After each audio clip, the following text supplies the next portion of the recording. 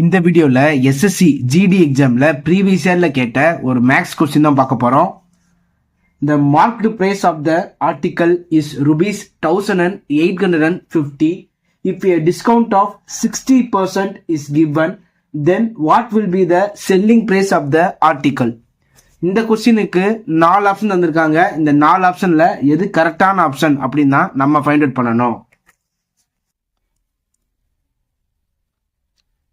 So marked price பார்த்தீங்கன்னா 1850 into discount வந்து 60% தந்திருக்காங்க. So 100 minus 60 40 by 100.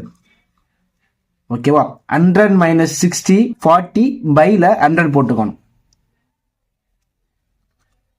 0 0 0 0 4 5s are 20 0 remaining 2 4 8s are 32 34 4 3 4 1s are 4 3 740.